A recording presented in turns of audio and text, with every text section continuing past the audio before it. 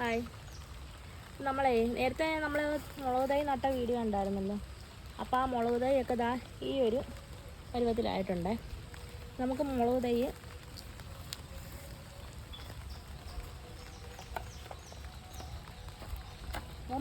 നടുന്നതോടൊപ്പം തന്നെ അതിന് വരുന്നൊരു അസുഖമാണ് കുരുടിപ്പ്. നോക്കിയേ, കുരുടിപ്പുണ്ടോ? അപ്പോൾ ഇതിനകത്ത് നമ്മൾ ഡോളമെറ്റ് ഒന്ന് ചേർത്ത് കൊടുത്തിരിക്കുകയാണ്. ഞാൻ ഇടയ്ക്കിടയ്ക്ക് ഡോളമെറ്റ് ചേർത്ത് കൊടുക്കും മുളകിനിങ്ങനെ കുരുടിപ്പ് ഉണ്ടാകുന്നത്. അപ്പോൾ ഇതാ ചേർത്ത് കൊടുക്കുമ്പോഴത്തേക്ക് ഇതാ നന്നായിട്ട് നന്നായിട്ട് പൊട്ടിക്കിളിക്കാൻ തുടങ്ങുന്നുണ്ട്. അപ്പോൾ നമുക്ക് ഈ മുരടിപ്പിന് എന്തുവാ ചെയ്യുന്നതെന്നൊന്ന് നോക്കാം. നമുക്ക് വിഷമടിക്കാതെ എങ്ങനെ മുരടിപ്പ് മാറ്റാമെന്ന് നമുക്കൊന്ന് നോക്കാവേ. നമുക്ക് ചെയ്യാൻ പറ്റുന്ന ഏറ്റവും നല്ലൊരു മാർഗ്ഗമാണ്.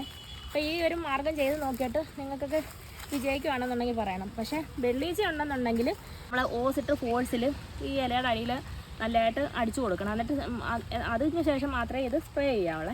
അപ്പോൾ നമുക്ക് എന്തൊക്കെയാണ് വേണ്ടതെന്ന് നോക്കാവേ.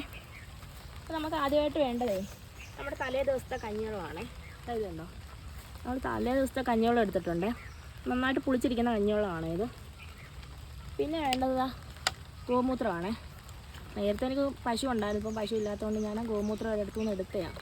ഇത് നാടൻ പശുവിൻ്റെ ഗോമൂത്രം, നല്ല മണമുണ്ട് ഇതിന്, ഭയങ്കര പവറുള്ള ഗോമൂത്രമാണല്ലോ.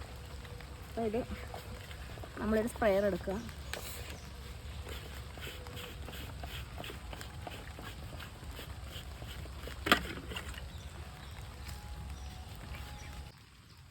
അപ്പോൾ നമ്മളിതിൻ്റെ അളവ് എങ്ങനെയാണെന്ന് നോക്കാവേ. ഇപ്പോൾ ഒരു ഗോമൂത്രം നമ്മൾ ഒഴിക്കുകയാണെങ്കിൽ പിന്നെ ഒരു ഗ്ലാസ്സിന് 10 ഗ്ലാസ് വെള്ളം, ആ ഒരു ലെവലിലാണ് നമ്മൾ ഒഴിക്കേണ്ടത്. അപ്പോൾ അതനുസരിച്ചാണ് ഗോമൂത്രം. ഇപ്പോൾ ഞാൻ കാണിക്കാൻ വേണ്ടി എടുക്കുക. അപ്പോൾ ആ അളവൊന്ന് ഓർത്തോണം. ഒരു ഗ്ലാസ് ഗോമൂത്രത്തിന് ഒരു 10 ഗ്ലാസ് വെള്ളം. ഞാൻ കുറച്ച് ആ കൈയളവ് വെച്ചങ്ങ് ഒഴിച്ചതേ ഉള്ളേ. പിന്നെ നമുക്ക് കഞ്ഞിവെള്ളം ഇങ്ങനെ തന്നെ ഒഴിച്ചു കൊടുക്കാതെ. ഈ സ്പ്രെയറിനകത്ത് ഒഴിക്കുമ്പോൾ ഒന്ന് അരിച്ചൊഴിക്കുന്നത് നല്ലതാണ്. ഞാനിപ്പോൾ ഇത് സ്പ്രേ ചെയ്ത് കാണിക്കാൻ വേണ്ടിയിട്ടാണ് ഇങ്ങനെ ഒഴിച്ചത്. അതിനകത്ത് ഒരു ഗ്ലാസ് കഞ്ഞിവെള്ളം കൂടെ ഒഴിക്കണേ. അപ്പോൾ ഞാൻ കുറച്ചേ ഒഴിച്ചിട്ടുള്ളൂ. ഞാൻ അളവിനൊന്നും കൊണ്ടുവരാത്തതുകൊണ്ട് ഞാൻ കുറച്ചേ ഒഴിച്ചിട്ടുള്ളൂ. അപ്പം ഒരു ഗ്ലാസ് കഞ്ഞിവെള്ളവും ഒരു ഗ്ലാസ് ഗോമൂത്രവും അതിനനുസരിച്ച് 10 ഗ്ലാസ് വെള്ളവും, അത്രയാണ് നമ്മൾ എടുക്കേണ്ടത്.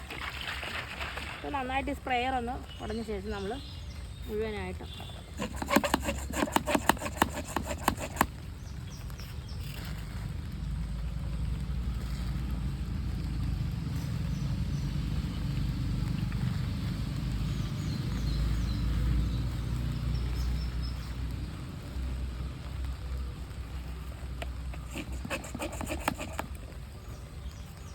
ഇതേപോലെ ഒന്ന് സ്പ്രേ ചെയ്ത് കൊടുക്കുക. മുഴുവനായിട്ട് നന്നായിട്ട് സ്പ്രേ ചെയ്ത് കൊടുക്കണേ.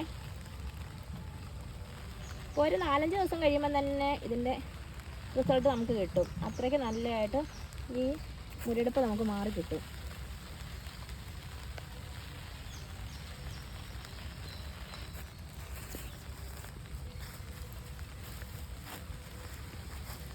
അതേപോലെ നേരത്തെ ഒന്ന് സ്പ്രേ ചെയ്തേതാ നോക്കി, മുരടിച്ച് ആ ഇല മാറിയിട്ടതാ. നേരത്തെ മുരടിച്ച് തന്നെയായിരുന്നേ. അപ്പോൾ അത് മാറിയിട്ടതാ പുതിയ ഇല വിളിച്ച് തന്നെയുണ്ട്. ഇതേപോലെ ഒന്ന് ഞാൻ സ്പ്രേ ചെയ്ത് കൊടുത്തിട്ടുണ്ടായിരുന്നേ. നമ്മൾ ആഴ്ചയിൽ ഒരിക്കലും ഇങ്ങനെ ഒന്ന് സ്പ്രേ ചെയ്ത് കൊടുത്താൽ മതി.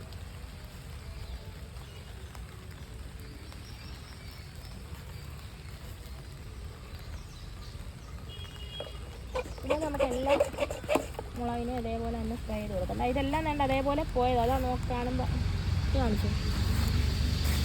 മുരടിപ്പ് വന്ന് ഇലയുടെ താഴെ വെച്ച് പൊട്ടിക്കളിക്കുന്നുണ്ടോ? ഇതെല്ലാം അതേപോലെ തന്നെ നമ്മൾ ചെയ്തതാണ്. അടുത്ത്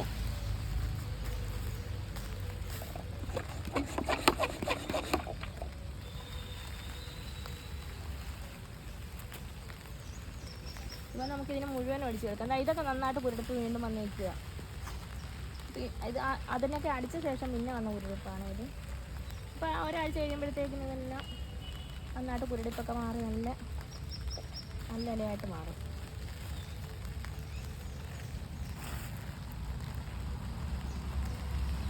മുളക് നട്ടിട്ട് ഇങ്ങനെ വിഷമടിക്കേണ്ട കാര്യമൊന്നുമില്ല. അല്ലാതെ ഈ ഒരൊറ്റ മരുന്നുണ്ടെങ്കിൽ തന്നെ നമുക്ക് ഈ മുളകിൻ്റെ മുരടിപ്പ് നന്നായിട്ട് മാറി കിട്ടുവേ.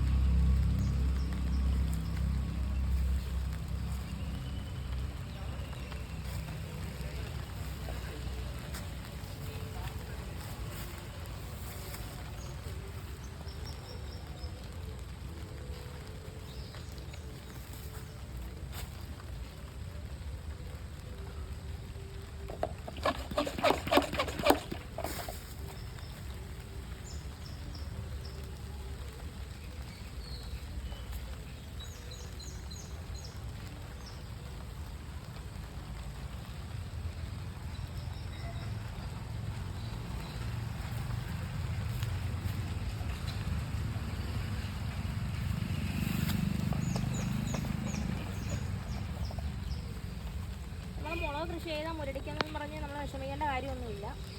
ഇതേപോലെ ഇടയ്ക്ക് സ്പ്രേ ചെയ്ത് കൊടുത്താൽ മാത്രം മതി. ഇപ്പോൾ ഒരു 2-3 ആഴ്ച കഴിയുമ്പോഴത്തേക്ക് ഈ മുളകൊക്കെ നിൽക്കുന്നത് നോക്കുമ്പോൾ അറിയാം നമ്മളീ പറഞ്ഞത് കറക്റ്റാണെന്നുള്ള കാര്യം. അത്രയ്ക്ക് നല്ല എഫക്റ്റായിട്ടുള്ള ഒരു മരുന്നാണിത്. പക്ഷേ വെള്ളീച്ച കയറുകയാണെന്നുണ്ടെങ്കിൽ നമ്മൾ നന്നായിട്ട് ഓസിട്ട് തന്നെ സ്പ്രേ ചെയ്ത് കൊടുക്കും. പിന്നെ ഒരു പ്രത്യേകിച്ചൊരു കാര്യം പറയാനുള്ളത്, മുളകിന് വെള്ളീച്ച കയറുന്ന സമയം എന്ന് പറഞ്ഞാൽ നമ്മൾ ചൂടുള്ള സമയമുണ്ടല്ലോ, ഉണക്ക് സമയത്താണ് വെള്ളീച്ച കൂടുതലായിട്ട് കാണുന്നത്. ഇപ്പോൾ മഴയല്ലേ വരുന്നത്, മഴ സമയത്ത് വെള്ളീച്ച വളരെ കുറവായിരിക്കും. കാരണം അതിൻ്റെ നന്നായിട്ട് നനവ് കിട്ടുന്നതുകൊണ്ട് വെള്ളീച്ചയ്ക്ക് കയറിയിരിക്കാനുള്ള സ്ഥലം കിട്ടത്തില്ല. അതുകൊണ്ട് വെള്ളീച്ച വളരെ കുറവായിരിക്കും. ചൂട് സമയത്താണ് ഇത് കൂടുന്നത്.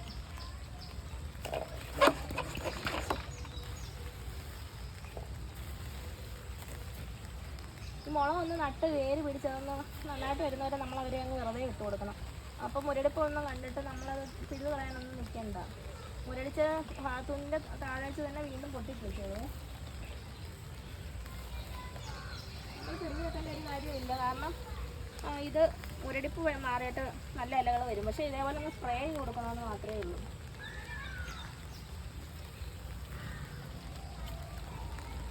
പിന്നെ ഈ ഭാഗത്തെല്ലാമേ നമുക്ക് മുളക് നടാൻ വേണ്ടി ചെയ്തിട്ടിരിക്കുന്നതാണ്. ഇനി മഴയാകുമ്പോഴത്തേക്ക്, മഴ ഇനിയിപ്പോൾ 2 ആഴ്ചക്കുള്ളിലൊക്കെ മഴ ആവുമായിരിക്കും. അപ്പോഴത്തേക്കിന് നമുക്ക്